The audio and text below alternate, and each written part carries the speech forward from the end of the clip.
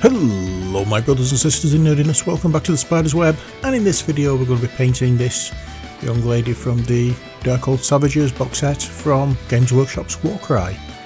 And we're going to be starting off as usual with the skin tone. This time it's going to be onyx skin. I'm giving her a very dark skin tone for this particular model, and why not? What the heck. So we get some of that on the palette, and then we go all over the areas that we want the skin tone with this very dark colour. Before we go any further, once again I would like to thank Andy from Wigan Wargames and Roleplaying group for giving me these minis to paint. Obviously, as I've said before, and I'll keep saying again, it's giving me the opportunity to paint a mini that I would not otherwise have had. And we have a few more to do as well, so it's not stopped. We're not stopping with this one. For Andy, we've got a few more to do. And I'd also like to thank the Emmy Painter for sending me out the metallics colour range. They sent me free of charge. I did not pay for the set, and when you see the Emmy Painter logo, I'm using one of the paints from that set. Just like to point out that they haven't paid me. I'm getting no financial recompense for any of this at all. They just sent me the paints to review, and as you know, I do like them. So that's the flesh tone done. Now let's get on to leather brown. This is going over any areas that we want to be leather. That's belts, straps. There is a little bit on the inside of the shield that we can paint as well. It's like a cushioning part. This bit here that I'm doing there, you can just about make it out on the camera. It just goes around where the handles are, where her arm is going to be, and it's just sort of like, I think, as a kind of protection against hurting herself when somebody hits the shield with a big weapon. I realised then that I'd forgot to paint the hands, so I'm doing that now. So every now and again I will forget to do something and have to go back, or I miss it, or whatever. It's one of those things, when you're painting you'll find out, if you decide to do so yourself. Demonic yellow next, and if you've seen any of the other videos in this series, you'll know where I'm putting this demonic yellow, and it's already on the palette as you can see. So let's get it on, shall we? Long straight strokes on the edges of the part that we're painting, and also on the raised areas for creases, and any flat areas are the crisscross strokes or stipple effect or stipple technique, in order to give the effect of texture, make it look like material. And it's an easy thing to do. It just takes a little time, a little practice to get the right amount of paint on your brush to be able to do it. Don't give up. If you've only just started doing it, just keep at it, you'll get there. I didn't do this right the first time I did it. There's still times when I don't do it right, so yeah, it all depends what you like on the day as to whether or not you can get it done. Mistakes always happen, and when that does happen, it can easily be wiped off. Just get your brush rinsed off with water, wash it off with the water, dry it up, and then start it again. Painting is all about making adjustments, fine-tuning, and it's not about correcting mistakes. Because as you know, we don't make mistakes. As the god of art says, Bob Ross, we have happy little accidents. Oh dear. Right, so we're going over to dry palette now. And is this where we're doing the wash? Yes, it is dark skin wash. I bet you'll be very surprised that this is going all over the skin. On the dark areas we painted earlier for the skin is getting this wash. This deepens the recesses and gives it a much more three-dimensional look. So you'll get the darkness here in the skin, and then we'll go back to the original colour that we painted, although not the original colour, but the colour we've just painted the skin, which is the actual colour of the skin, and then when we start highlighting, that'll be where light is reflecting. I keep saying this, but it's just in case anybody's just joined us and this is the first video they've seen of my painting technique. You're going to get bored of hearing me say it, but it's always worthwhile keep saying it and keep saying it to let it sink in and to get the message across. Here we go now, royal purple. I don't show you the bottle because I forgot to, but it is royal purple and it's part of the metallics colour range. Lovely paint set to get if you want some nice metallics. I highly recommend them. But again, it's a matter of taste. Going back to leather brown, I missed something, surprisingly enough. I missed a few things by the look of it. Necrotic flesh next. I didn't get disturbed with phone calls or whatnot, and so I remembered that the top is painted in a green colour, so I'm going to highlight it in green. If you remember in the last one I had a phone call and then came back and highlighted it in yellow. It's a nice effect, but I wanted it green. Oh dear. So yeah, we'll just highlight exactly the same kind of thing as with the yellow.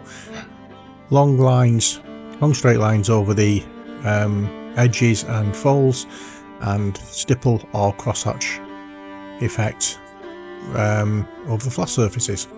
Uniform grey now, as you may have been able to notice, and this is going on somewhere. I don't know where I painted that. Oh well, never mind. I did this on something. Perhaps we'll see in the final photograph or final images where they're all finished and the bases are done.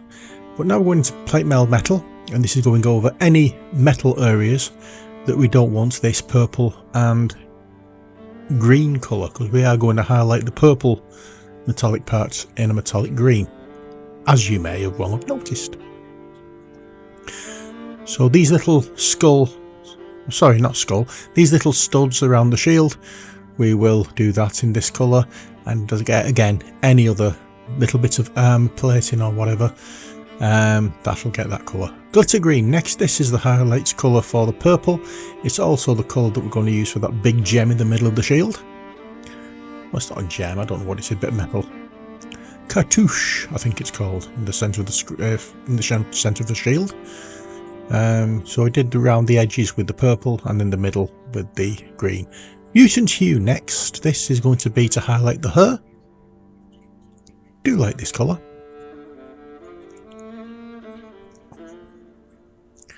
And just a very gentle going over with this. We don't want to go too hardcore with it. We're just trying to build up highlights, not recolour the hair. And going back into the yellow Dorado skin, no, amber skin that is. And we're going to do this as a highlight for the bone parts.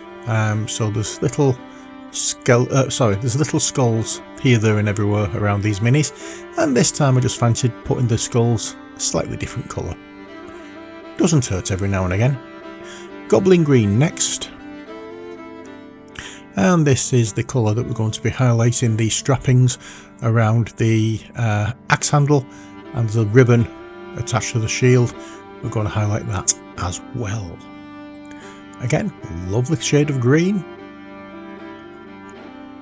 I do quite like these Emmy Painter paints. Right, leather brown once more, mixed in with some of the dark skin tone colour that I cannot for the life of remember what it's called. And this we're going to paint on the axe handle, because I forgot to do it beforehand and I couldn't be bothered getting any more paint out. Oh dear. You can always mix your own if you don't want to get your the original paint colour out. You can mix your own and hopefully it will work nicely for you. But again, everything is down to practice. Keep going at it, keep going at it, keep going at it. If you feel as though you're not improving, then watch a couple of videos, take a break from it, and then come back and try again. Mocha skin next. This is going to be the first highlight stage for the skin, and we're going to mix some of that in with the darker skin tone.